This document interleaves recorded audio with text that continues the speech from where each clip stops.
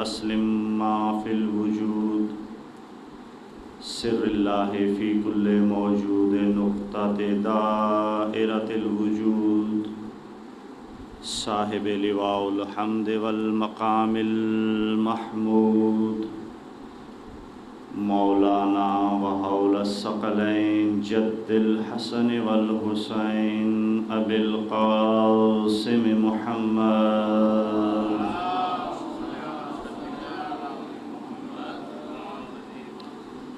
وعلى طیبین الطاہرین المعصومین المنتجبین ولعنۃ اللہ علی اعدائہم اجمعین اما بعد فقد قال تبارک وتعالی فی کتابہ المجید وفرقانہ الحمید وقولہ الحق بسم اللہ الرحمن الرحیم ان الدین عند اللہ الاسلام صلوات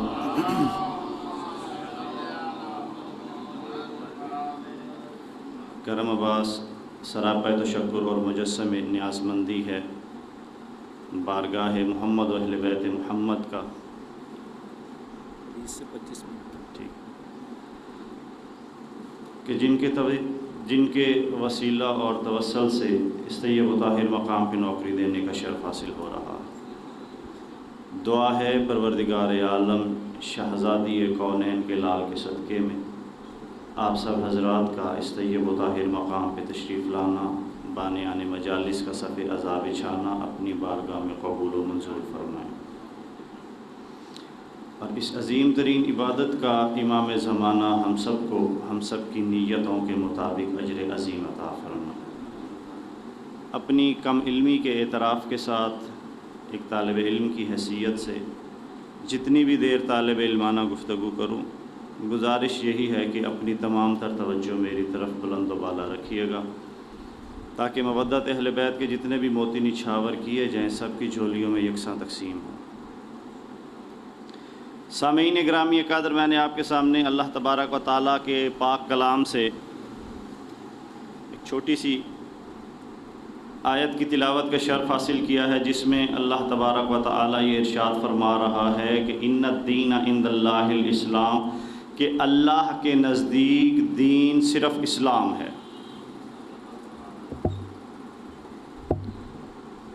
اسلام کب سے ہے، مکمل کب ہوا، مستحکم کب ہوا اور نافذ کب ہوگا؟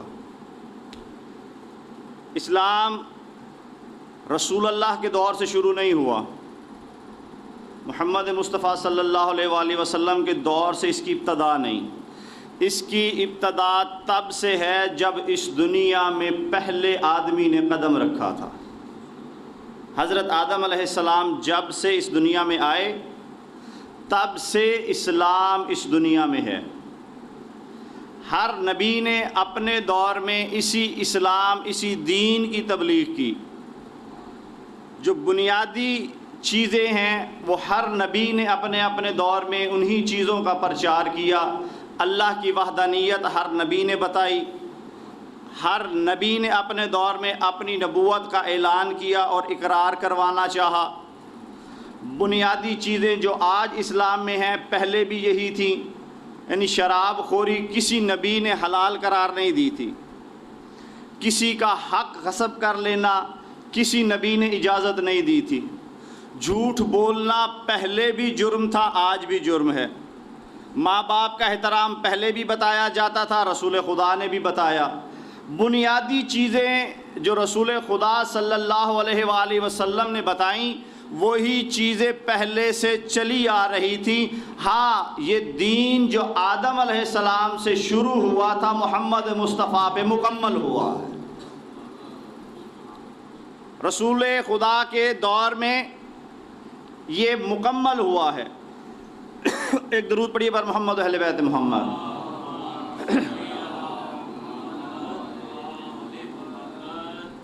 جو ہمارے نبی محمد مصطفیٰ صلی اللہ علیہ وآلہ وسلم نے اس دین کا پرچار کیا ہے، اس کی ابتدا بھی اعلان نبوت پہ نہیں ہوئی، کہ اعلان نبوت سے اسلام کی ابتدا ہوئی ہو، تھوڑا تھوڑا کر کے گاہے بگاہے اپنے کردار سے محمد مصطفیٰ مشرکین مکہ کو اسلام ہی بتا رہے تھے۔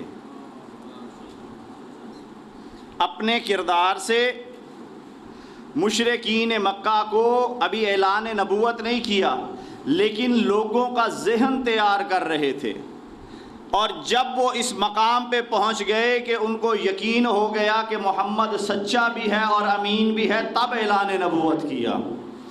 یعنی جب اس معیار پہ پہنچ گئے کہ اب یہ میری بات سننے کے قابل ہو گئے ہیں، اور پہلے ان سے اقرار کروایا کہ تم میرے بارے میں کیا عقیدہ رکھتے ہو، میرے بارے میں کیا سوچتے ہو، سب نے یک زباں ہو کے کہا اے محمد ہم یقین رکھتے ہیں کہ تو جو کہتا ہے سچ کہتا ہے اور تو امانت دار ہے۔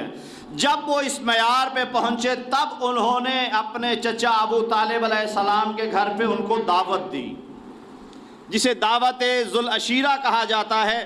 دعوت پہ اب یہ لوگ کھانے پینے کے بہت زیادہ شوقین تھے۔ تاریخ کی کتابوں میں لکھا ہے کہ ان میں کچھ کھانے کے اتنے زیادہ شوقین تھے کہ اونٹ کا بچہ، جسے پنجابی میں توڈا کہا جاتا ہے، اسے ایک بندہ ناشتے میں کھا جایا کرتا تھا، اتنے زیادہ کھانے والے لوگ تھے۔ انہیں جب کھانے کی دعوت دی گئی تو انہوں نے وہ دعوت قبول کی۔ جناب ابو طالب علیہ السلام کے گھر پہ سب لوگ اکٹھے ہوئے۔ کھانا کھانے کے بعد جب محمد مصطفیٰ نے اپنا بیان شروع کیا تب انہوں نے محمد مصطفیٰ کی باتوں کو نظر انداز کرتے ہوئے چلے گئے۔ جاتے ہوئے مشرکین مکہ کو ایک مرتبہ ابو طالب علیہ السلام نے روکا اور جاتے ہوئے کہا کہ جانا چاہتے ہو تو بے شک جاؤ، لیکن دعوت کل پھر ہوگی۔ اب جاتے ہوئے پھر دعوت کا اعلان سنا، دوسرے دن پھر آ گئے، دوسرے دن بھی دعوت کھائی۔ دعوت کھانے کے بعد جب رسول خدا نے اپنا بیان شروع کیا تو پھر پہلے کی طرح اٹھ کے جانے لگے۔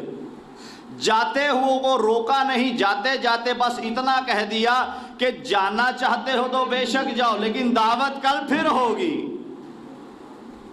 اب پھر دوبارہ انہوں نے دعوت کا اعلان سنا، تیسرے روز پھر آ گئے۔ کھانا کھا رہے تھے، ابھی محمد مصطفیٰ نے اپنا بیان شروع نہیں کیا تھا۔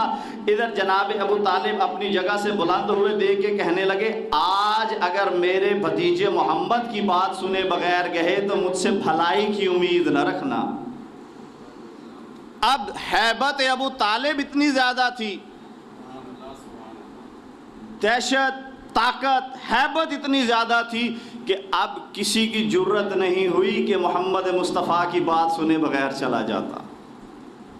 ادھر محمد مصطفیٰ صلی اللہ علیہ وآلہ وسلم اپنے مقام پہ بلند ہوئے اور ان سے پہلے اقرار کروایا کہ تم میرے بارے میں کیا سوچتے ہو۔ سب نے یک زباں ہو کے کہا کہ اے محمد تو صادق بھی ہے، تو امین بھی ہے، تو جو کہتا ہے آج تک کبھی جھوٹ نہیں بولا، تیرے پاس جو کچھ ہم نے رکھوایا کبھی اس میں تو نے خیانت نہیں کی، تو جو کہے گا سچ کہے گا۔ کہا اچھا اب تم لوگوں کا معیار اتنا ہو گیا ہے کہ میں اپنا پیغام تم تک پہنچا سکوں۔ اب محمد مصطفیٰ نے کہا اگر میری بات پہ یقین رکھتے ہو تو اس بات پہ بھی یقین رکھو کہ اللہ وحدہ لا شریک ہے، اللہ وحدہ لا شریک ہے، اور میں تمہارے پاس اللہ کا پیغام لے کے آیا ہوں۔ اللہ نے مجھے نبی بنا کر بھیجا ہے، اور آج کے دن جو تم میں سے میری نصرت کا اعلان کرے گا، جو میری مدد کا اعلان کرے گا، وہ میرے بعد میرا جانشین بھی ہوگا، میرا ولی بھی ہوگا۔ اب سننے والے تو بہت زیادہ تھے اور کافی عمر رسیدہ لوگ بھی تھے، ظاہراً سمجھدار لوگ بھی تھے، سردار عرب بھی تھے، لیکن اتنا کچھ ہونے کے باوجود ان سب میں سے کوئی بڑا بزرگ اٹھ کے کھڑا نہیں ہوا جس نے محمد مصطفیٰ کی نصرت کا اعلان کیا ہو۔ پہلو سے ایک بچہ جس کی ظاہری عمر 10 سال یا 9 سال ہے اٹھا اور اٹھ کے کہنے لگا، جس کا نام علی ابن ابی طالب علیہ السلام ہے، اٹھ کے کھڑا ہو کے کہنے لگا اے محمد میں تیرے خدا پر بھی یقین رکھتا ہوں اور تیری رسالت پہ بھی یقین رکھتا ہوں۔ ادھر اعلان کے بعد تصدیق توحید و رسالت علی ابن ابی طالب نے کی، ادھر محمد مصطفیٰ نے کہا اے علی تو میرا جانشین بھی ہے، تو میرا وصی بھی۔ اب یہ کچھ لوگوں کو مغالطہ یا کثرت بیان کی وجہ سے شبہ یہ ہوتا ہے کہ ولایت امیر المومنین کا اعلان خم غدیر میں ہوا تھا. خم غدیر میں بھی اعلان ہوا تھا، لیکن وہ پہلا اعلان نہیں تھا. جو پہلا اعلان علی کی ولایت کا ہوا تھا، جیسے ہی اعلان توحید ہوا تھا، اعلان رسالت ہوا تھا، ساتھ ہی اعلان ولایت ہوا تھا. پہلی ہی محفل میں اعلان ولایت امیر المومنین ہو گیا تھا، یعنی پہلے دن سے جب رسول خدا نے اللہ کی وحدانیت کا اعلان کیا، اپنی رسالت کا اعلان کیا، ساتھ ہی علی کی ولایت کا اعلان کیا. ایک درود پڑھی پر محمد و اہل بیت محمد.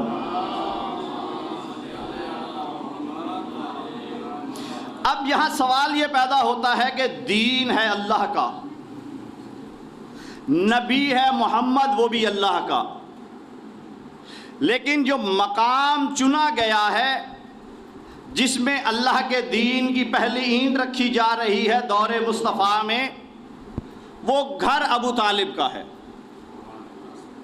وہ گھر ابو طالب علیہ السلام کا ہے، حالانکہ اللہ کا اپنا گھر مکہ میں موجود ہے، خانہ کعبہ کی صورت میں، اور اتنا عظمت والا گھر کہ 2 معصوم نبیوں نے اپنے ہاتھ سے تعمیر کیا، اور ہر وقت میں مشرف و مکرم رہا ہے خانہ کعبہ. اتنا عزت والا گھر جو اللہ کے اپنے نام سے موسوم ہے، اپنے نام سے پہچانا جاتا ہے کہ یہ اللہ کا گھر ہے، مکہ میں موجود ہے، لیکن پھر بھی اللہ نے اپنے دین کے لیے اپنے گھر کا انتخاب نہیں کیا، خانہ ابو طالب کا انتخاب کیا. سوال ہاتھ جوڑ کے میں اللہ سے یہ کرنا چاہتا ہوں، بار الہ، جب تیرا اپنا گھر موجود ہے، تو نے اپنے دین کی ابتدا دور مصطفیٰ میں اپنے گھر سے کیوں نہیں کی، ابو طالب کے گھر سے کیوں کی؟ عجب نہیں کہ آواز خالق آئے، کیا کرتا؟ اللہ کے گھر میں تو بت موجود ہے، لیکن ابو طالب کے گھر میں بت نہیں ہے. نعرہ تکبیر، اللہ، نعرہ رسالت، نعرہ حیدری. اللہ کے گھر میں تو بت موجود ہیں، لیکن یہ جواب ہے ایمان ابو طالب پہ شک کر کے اپنا ایمان ضائع کرنے والوں کے لیے، کہ جس گھر میں اللہ کے دین کی ابتدا رکھی جا رہی ہے اس ہستی کا نام ابو طالب ہے، اس ہستی کا نام ابو طالب ہے. اور پھر اگر سوال کیا جائے کہ اگر آپ سے یہ کہا جائے کہ آپ کسی کافر کے ساتھ بیٹھ کے کھانا پسند فرمائیں گے، تو اب مسلمانوں کا اسلام جاگ جائے گا، غیرت اسلامی جاگ جائے گی کہ نہیں، مسلمان کافر کے ساتھ بیٹھ کے کھا نہیں سکتا. اچھا، ساتھ بیٹھ کے نہ کھاؤ، جو باہر لوگ رہتے ہیں ہندو کے ہاتھ کا پکا ہوا کھا سکتے ہو، اگر پتہ نہ ہو تب تو کھا لے گا، لیکن پتہ چل جائے کہ یہ کسی ہندو یا کافر کے ہاتھ کا کھانا بنا ہوا ہے تو اب اس کی غیرت اسلامی جاگے گی، کافر کے ہاتھ کا بنا ہوا کھانا نہیں کھائے گا. میں سوال کرتا ہوں اس مسلمان سے جس کے کافر کے ساتھ کھانا کھانے میں اسلام کی غیرت جاگ جاتی ہے، تیری غیرت تو گوارا نہیں کرتی کہ تو کافر کے ہاتھ کا کھانا کھائے یا کافر کے ساتھ بیٹھ کے کھانا کھائے. اور تھوڑا سا حیا کر، جو نبیوں کا سلطان نبی ہے، جو نبیوں کا سلطان نبی ہے، کیا اللہ نے اس کے کھانے کا اہتمام ایک غیر مسلم کے ہاتھ پہ رکھا تھا؟ ہو ہی نہیں سکتا کہ اتنا طیب و طاہر نبی جو جب تک بولے، جب تک اللہ کی وحی نازل نہ ہو جائے تب تک اپنے لبوں کو جنبش نہیں دیتا، جس کی طہارت کی گواہی اللہ قرآن میں دے رہا ہے، وہ طیب و طاہر نبی کسی غیر مسلم. اچھا جی، ہم نے دیکھا نہیں کہ ابو طالب نے کلمہ پڑھا ہو، ہم نے سنا بھی نہیں کہ جناب ابو طالب نے کلمہ پڑھا ہو. بس ایک روایت ملتی ہے کہ جب جناب ابو طالب علیہ السلام کا آخری وقت تھا تو رسول خدا نے اپنے چچا کے قریب جا کے کہا کہ چچا میرے کان میں کلمہ پڑھ دیجئے، میرے کان میں کلمہ پڑھ دیجئے تاکہ میں آپ کا گواہ بن جاؤں۔ اب اس روایت کے دو راوی ہیں، ایک راوی ہے ابو ہریرہ اور ایک راوی ہیں جناب عبداللہ ابن عباس۔ پوری تصدیق کے ساتھ بات کر رہا ہوں۔ اس وقت جناب عبداللہ ابن عباس کی عمر فقط 5 سال ہے۔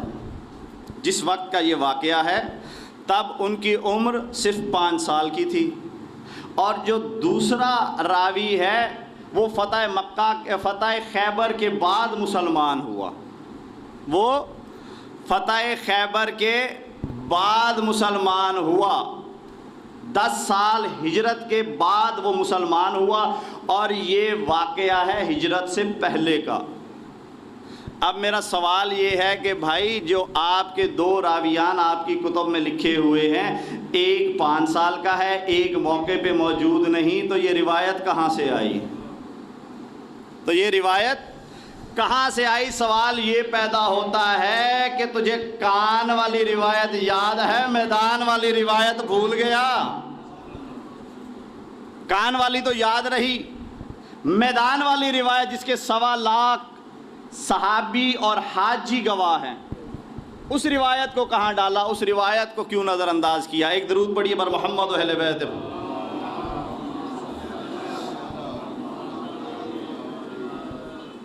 جی ابو طالب نے کلمہ نہیں پڑھا تھا۔ اب سوال میرا یہ ہے کہ جو بھی مسلمان ہے، مسلمان کے گھر میں پیدا ہوا ہے، ہم سب لوگ ماشاءاللہ مسلمان ہیں، کوئی ایک بندہ ہاتھ کھڑا کر کے بتائے کہ جس دن وہ مسلمان ہوا، جس دن وہ مسلمان ہوا ہو کہ آج سے میں مسلمان ہوں، یا میرے باپ نے آج کے دن فلاں دن مجھے مسلمان کیا تھا۔ ہم میں سے تو ایسا کوئی نہیں کہ جسے اپنے مسلمان ہونے کا دن یاد ہو کہ ہم فلاں دن سے مسلمان ہیں۔ بھئی وجہ کیا ہے؟ یہ اہل سنت بھائیوں سے بھی اگر سوال کرے تو ان کو بھی پتہ نہیں ہوگا کہ وہ کس دن سے مسلمان ہیں۔ بھئی وجہ کیا ہے؟ وہ نہیں بتا سکتے کہ کس دن سے مسلمان ہیں۔ وجہ یہ ہے کہ وہ مسلمان کے گھر میں پیدا ہوئے، پیدا ہوتے ہی ان کے ایک کان میں اذان آئی، دوسرے کان میں اقامت آئی، اس کے باپ نے اسے بتایا کہ تو مسلمان ہے، مسلمانوں کے گھر میں تربیت پاتا ہوا، مسلمانی طریقے سے زندگی بسر کرتا رہا۔ کیوں کہ مسلمان کے گھر میں آیا تھا، اب اسے بتانے کی ضرورت نہیں کہ میں کس دن سے مسلمان ہوں۔ بس یہی فارمولہ جناب ابو طالب علیہ السلام کی زندگی پہ لگتا ہے کہ ابو طالب علیہ السلام مسلمان ہوئے نہیں تھے، مسلمان تھے۔ مسلمان وہ ہوئے تھے جو پہلے بت پرستی کرتے تھے، مسلمان وہ ہوئے تھے جو پہلے بتوں کی پوجا کرتے تھے، مسلمان وہ ہوئے تھے جو پہلے مشرک تھے، اپنے شرک کو ترک کر کے اللہ کی وحدانیت کا اقرار کیا۔ جس دن انہوں نے بتوں کو چھوڑ کر اللہ کی وحدانیت پہ ایمان لائے، اس دن دیکھنے والے ان کے مسلمانوں کے گواہ بن گئے۔ ابو طالب کا گواہ اس لیے نہیں ہے کہ جو دین محمد مصطفیٰ کا تھا وہی دین ابو طالب علیہ السلام کا تھا، جس دین پہ محمد مصطفیٰ تھے۔ اچھا پھر تھوڑی سی ہمت کیجئے کہ اپنا نکاح کسی کافر سے پڑھوانے کی کوشش کیجئے۔ نعوذ باللہ، نکاح ہو ہی نہیں سکتا۔ اچھا کافر کو چھوڑیے، کسی عیسائی سے پڑھوائیے، بھئی وہ تو اہل کتاب ہیں، اللہ کو بھی مانتے ہیں، اللہ کے نبی کو بھی مانتے ہیں، جی وہ ہمارا ہم مذہب نہیں ہے، کسی یہودی سے بنوا لیجئے، جی وہ بھی یہودی ہے، مسلمان نہیں۔ اچھا اس طرح کیجئے، آپ غیر مسلم کو چھوڑیے، آپ مسلمانوں میں اگر اہل تشیع ہیں تو اہل سنت سے نکاح پڑھوا لیجئے۔ اب یہ تو مسلمان ہے نا، اب اہل تشیع جتنی بھی مجبوری ہوگی وہ کسی اہل سنت مولوی سے نکاح نہیں پڑھوائے گا۔ اور یہی سوال اگر اہل سنت سے کہہ دیا جائے کہ آپ کسی اہل تشیع عالم دین سے نکاح پڑھوا لیجئے، بھائی رسول خدا پر بھی یقین رکھتا ہے، اللہ کی وحدانیت پہ بھی یقین رکھتا ہے، اور جانشین رسول کا ہی اختلاف ہے نا، آپ کسی اور کو مانتے ہیں اور اہل تشیع کسی اور کو مانتے ہیں، بس اتنا سا اختلاف ہے، لیکن بیسک بنیادی چیزیں تو اکٹھی ہیں نا۔ کسی شیعہ عالم سے نکاح پڑھوا لیجئے، اب کوئی سنی بھی چاہے جتنی مجبوری ہو کسی شیعہ سے نکاح نہیں پڑھوائے گا۔ ایسا ہی ہے ہماری زندگی روزمرہ کی، کوئی نئی بات نہیں میں کر رہا۔ اب وجہ سوال کیا جائے کہ اہل سنت اہل تشیع سے نکاح کیوں نہیں پڑھواتا؟ جی وجہ یہ ہے کہ وہ ہمارے مسلک کا نہیں۔ اور شیعہ سنی سے نکاح کیوں نہیں پڑھواتا؟ جی وجہ یہ ہے کہ وہ ہمارے مسلک کا نہیں۔ اب اگر ایک مسلک والا مسلمان دوسرے مسلک سے نکاح نہیں پڑھواتا، وجہ یہ ہے کہ وہ ہم مسلک نہیں ہے، ہم دین نہیں ہے، ایک دین پہ نہیں ہے۔ تیری غیرت گوارا نہیں کرتی کہ تو کسی دوسرے مسلک کے مولوی سے اپنی بیٹی کا نکاح پڑھوا دے، تو کیا محمد مصطفیٰ جو نبیوں کا سلطان نبی ہے کسی غیر مسلم سے نکاح پڑھوانے لگا تھا؟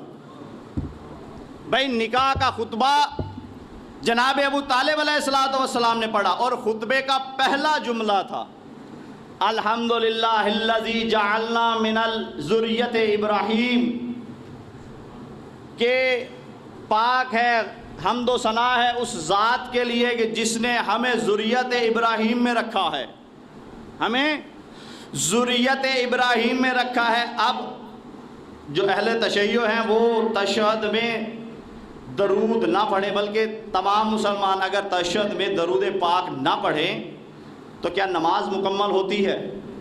قطعاً نہیں۔ یہ شیعہ سنی دونوں اس بات میں متفق ہیں کہ جب تک درود پاک نہ پڑھا جائے تب تک نماز مکمل نہیں ہوتی۔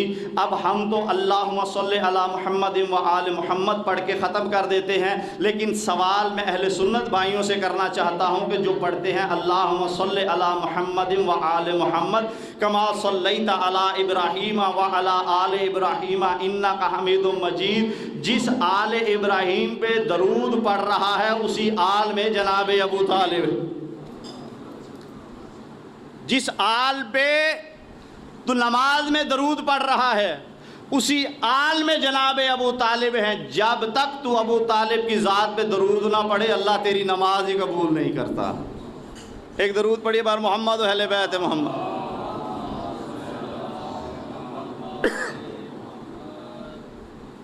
ایک مرتبہ پھر درود پڑھ دیجیے۔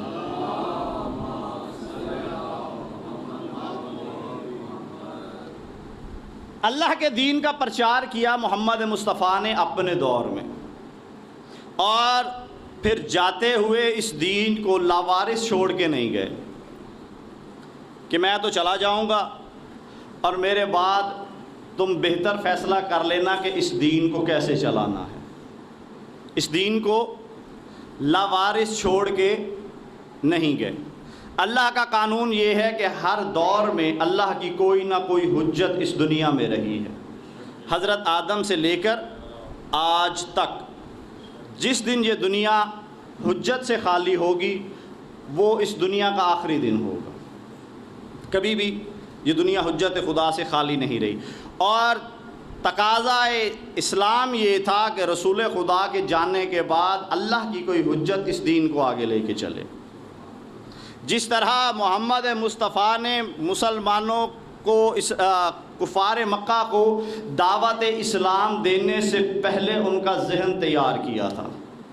40 سال تک رسول خدا کی جو زندگی ہے وہ کفار مکہ کی ذہن سازی میں گزری، ان کا معیار بلند کرنے میں گزری۔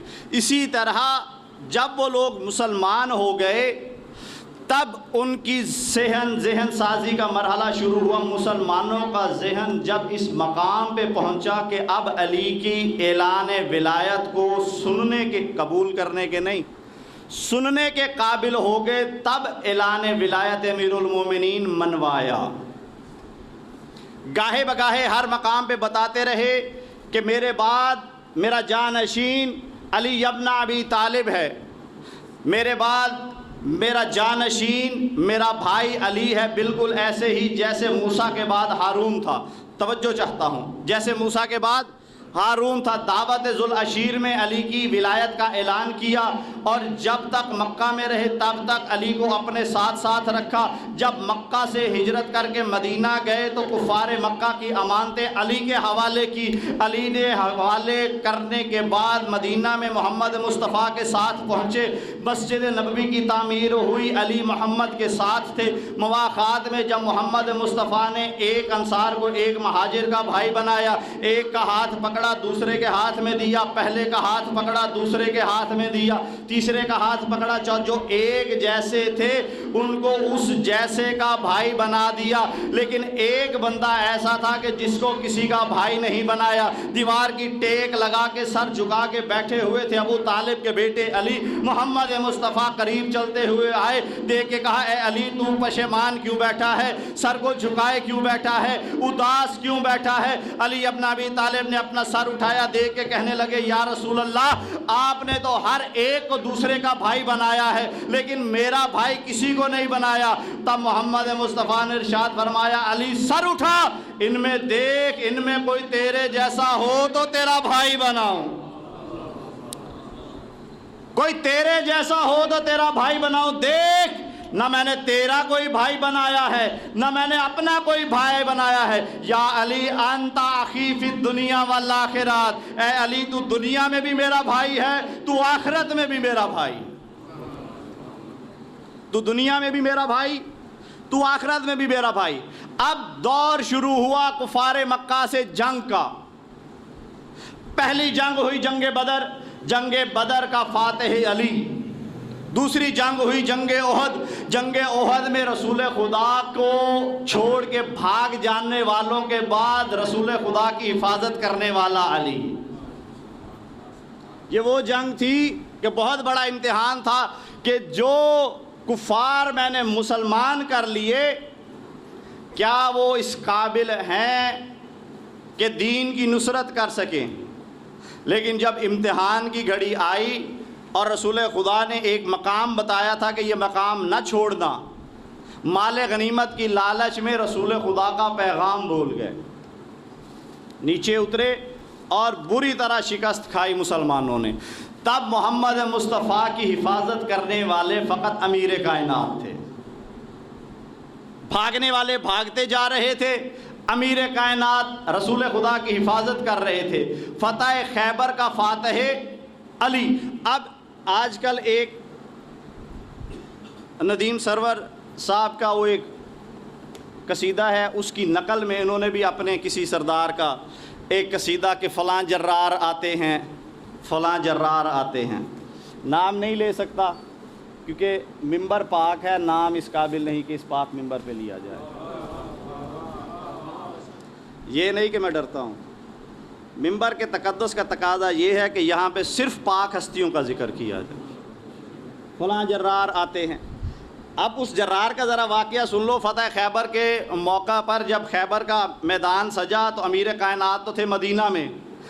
اب جو خواہش رکھتے تھے کہ ہم پہ، ہمارے ہاتھ پہ بھی فتح لکھی جائے، ہم بھی کسی میدان کے مرد بنے، ان سب کو موقع دیا رسول خدا نے کہ آج تم جاؤ۔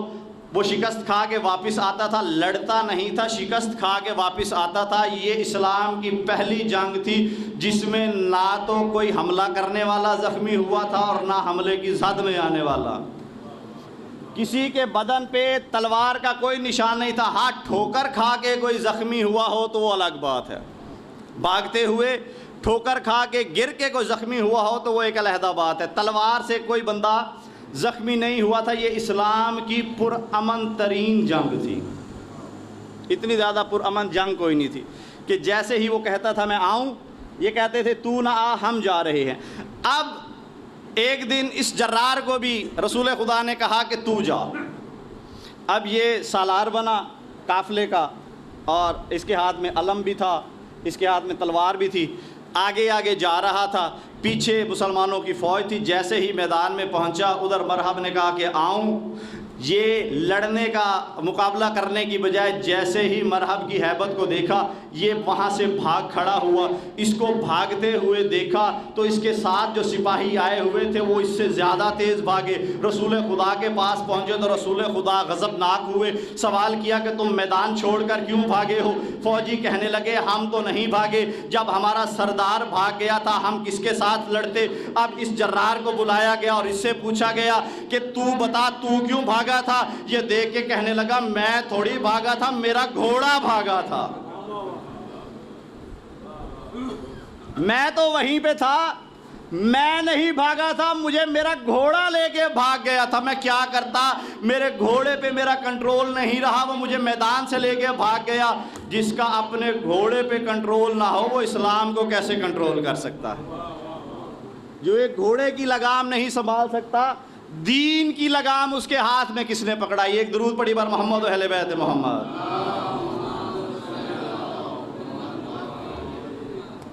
ہر میدان کا فاتح علی. رسول خدا نے فرمایا یا علی انت منی و انا منکا. رسول خدا نے فرمایا انا مدینۃ العلم و علی بابوہا. رسول خدا نے فرمایا انا مدینۃ الحکمت و علی بابوہا. اے علی تیری مثال میرے ساتھ ایسے ہے جیسے سر کی جسم کے ساتھ. اے علی تیری مثال میری امت میں ایسے ہے جیسے خانہ کعبہ کی. جیسے خانہ کعبہ مکرم ہے ویسے تو بھی مکرم ہے. کعبہ کا مطلب بھی طیب ہے، کعبہ بھی طیب ہے، علی بھی طیب ہے. کعبہ کا مطلب بلند ہے، علی کا مطلب بھی بلند ہے. کعبہ بھی طاہر ہے، علی بھی طاہر ہے. کعبہ کی طرف منہ کر کے عبادت کرنا واجب ہے. جس کا عبادت کے دوران نماز کے دوران کعبہ سے منہ پھر جائے اس کی عبادت بھی ضائع ہو جاتی ہے. جس کا علی سے منہ پھر جائے اس کی عبادت بھی جس کا علی سے منہ پھر جائے اس کی عبادت بھی ضائع ہو جاتی ہے. جو کعبہ کا انکار کرے اس کے دماغ کا فطور ہے اور جو علی کا انکار کرے اس کی ماں کا قصور. جو علی کا انکار کرے اس کی ماں کا قصور ہے. ہر مقام پہ علی کی پہچان کرواتے رہے اور آخری موقع جو علی کی پہچان کروانے کا تھا وہ میدان خم غدیر کا تھا. 1.25 لاکھ حاجیوں کا مجمع. جانے والوں کو واپس بلایا، آنے والوں کا انتظار کیا. جو بھاگ جانے والے تھے ان کے اونٹوں سے پالان اتارے. جن پہ شک تھا کہ یہ نکل جائیں گے پتلی گلی لے کے ان کے اونٹوں سے پالان اتار لیے. اور 1.25 لاکھ حاجیوں کا مجمع اکٹھا کرنے کے بعد اب ایک بہت طویل خطبہ دیا. پورا خطبہ بیان کرنا مقصود نہیں، جو مقصد ہے جو میں نے پہلے پڑھا تھا، آیت پڑھی تھی کہ ان الدین عند اللہ الاسلام، کہ آدم سے جو دین شروع ہوا تھا دین وہی تھا جو تمام انبیاء لے کے چلے. محمد مصطفیٰ نے بھی اسی دین پہ کام کیا. ادھر محمد مصطفیٰ نے مسلمانوں کو اکٹھا کیا. 1.25 لاکھ حاجی تھے، بالکل 0 میٹر حاجی تھے، ابھی ابھی تازہ حج کر کے آئے تھے، اپنے تمام گناہوں کو صاف کر کے آئے تھے.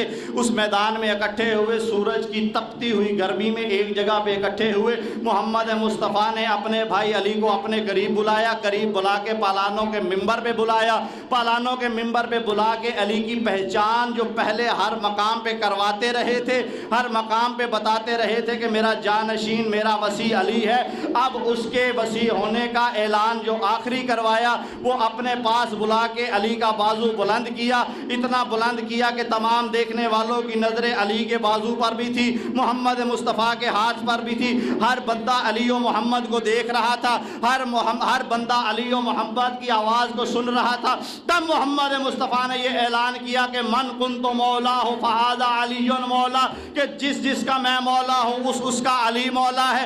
اس اعلان کے بعد اتنا خوبصورت اعلان تھا، اتنا مکمل اعلان تھا. ادھر جیسے ہی یہ اعلان ہوا ادھر اللہ کا فرشتہ یہ آیت لے کے نازل ہوا، الیوم اکملت لکم دینکم واتممت علیکم نعمتی ورضیت لکم الاسلام دینا، کہ آج کے دن وہ دین مکمل ہوا ہے جو آدم سے شروع ہوا تھا.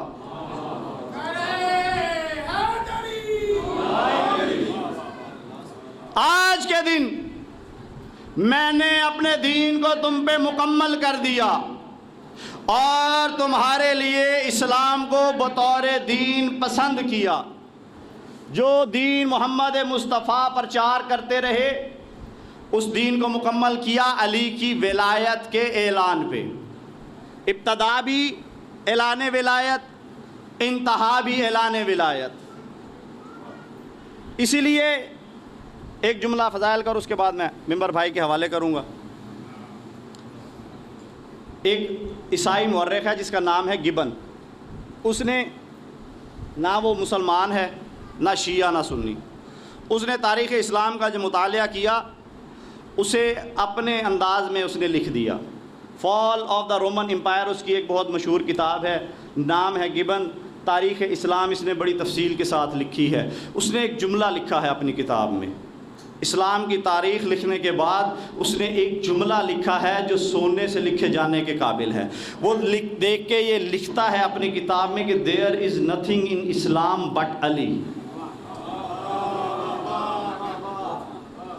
اسلام میں کچھ بھی نہیں سوائے علی کے.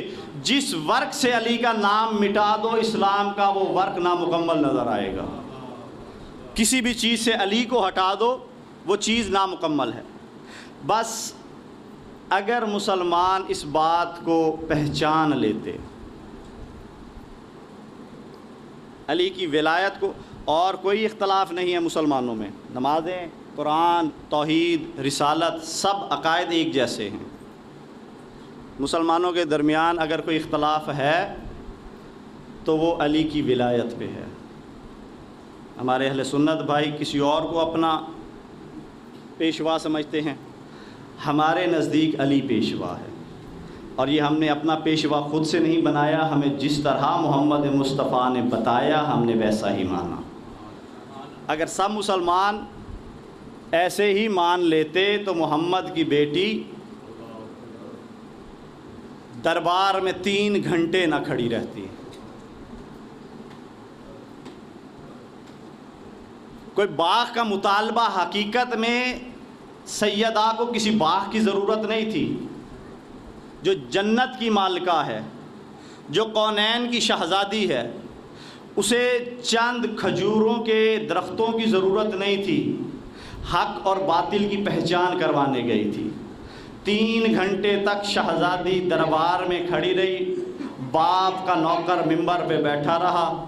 محمد کی شہزادی 3 گھنٹے دربار میں کھڑی رہی. 3 گھنٹے کے بعد یہ دیکھ کے کہتا ہے کہ محمد کی بیٹی کس مقصد کے لیے آئی ہو؟ بی بی دیکھ کے کہتی ہے کہ میرے بابا نے میرے نام ایک باغ ہبہ کیا تھا، میں وہ باغ لینے کے لیے آئی ہوں. جانتا یہ بھی تھا اس نے اپنے سے ایک حدیث کہہ دی کہ نبی کی کوئی وراثت نہیں ہوتی. اہل سنت کی کسی کتاب میں اس کا کوئی حوالہ نہیں ملتا کہ رسول خدا نے یہ کہا ہو کہ نبی کی کوئی وراثت نہیں ہوتی. اب اس حدیث کے مقابلے میں جناب سیدہ نے قرآن سے 35 آیات کی تلاوت کی اور بتایا کہ کیا سلیمان اپنے باپ کا وارث نہیں تھا؟ وہ بھی نبی بھی تھا، نبی کا بیٹا بھی تھا. یہ دیکھ کے کہتا ہے کہ بیٹا تو باپ کا وارث ہو سکتا ہے، بیٹی باپ کی وارث نبی کی وارثہ نہیں ہو سکتی. بی بی نے کہا کیا مریم نے اپنے باپ کی وراثت کا حصہ نہیں لیا تھا؟ عزادارو بس مختصر کروں، جانتا یہ بھی تھا اس نے رسول خدا کے فرمان کا انکار کیا. اب بی بی نے ایک سند جو لکھی ہوئی تھی وہ اس کو پیش کی، دکھائی کہ یہ میرے بابا کے ہاتھ کی تحریر ہے جس پہ مہر نبوت بھی ثبت کی ہوئی ہے. یہ دیکھتے رہے، کہتے بھی رہے کہ محمد مصطفیٰ کی تحریر ہے. لوگوں کا رنگ بدلتا رہا. مہر نبوت دیکھنے کے بعد کچھ لوگوں نے کہا کہ محمد کی بیٹی سچ کہہ رہی ہے. عزاداروں ایک ایسا شخص تھا، اس کا نام نہیں لے سکتا، وقت کا تقاضا نہیں، کہ اس کے ہاتھ پہ جب محمد کے ہاتھ کی لکھی ہوئی تحریر آئی اس نے صرف انکار نہیں کیا، اس نے اس سند کو چاک کیا، گستاخی کے ساتھ ہوا میں بلند کر کے پھینکا. دے کے کہتا ہے محمد کی بیٹی کوئی اور ثبوت ہے تو پیش کر. اب محمد کی بیٹی انکار کیے جانے کے بعد، جھٹلائے جانے کے بعد جب اپنے گھر میں واپس آئی نا تو چہرے کی رنگت بدلی ہوئی تھی. سر کے بال جو سیاہ تھے وہ سفید ہو گئے تھے. تھے, کمر جھک گئی تھی. جب اپنی مسند پہ آگے بیٹھنے لگی, سیدہ زینب قریب آ کے کہتی ہے بی بی تجھے پتہ نہیں یہ میری ماں زہرا کے بیٹھنے کی جگہ ہے, تو اس جگہ پہ نہ بیٹھ, میں تیرے لیے اور مسند لگا دیتی ہوں. تب جناب سیدہ نے کہا زینب تو نے پہچانا نہیں, میں تیری ماں زہرا ہوں. کہا اماں تھوڑی دیر میں ایسا کیا ہوا کہ آپ کے سر کے بال سفید ہو گئے, کمر جھک گئی ہے. تب بی بی نے کہا زینب اس بات کا پتہ تجھے تب چلے گا جب تو دربار میں جائے گی. زینب یہ تو صحابیوں کا دربار تھا اور تو شرابی کے دربار میں. لعنت اللہ علی قوم الظالمین.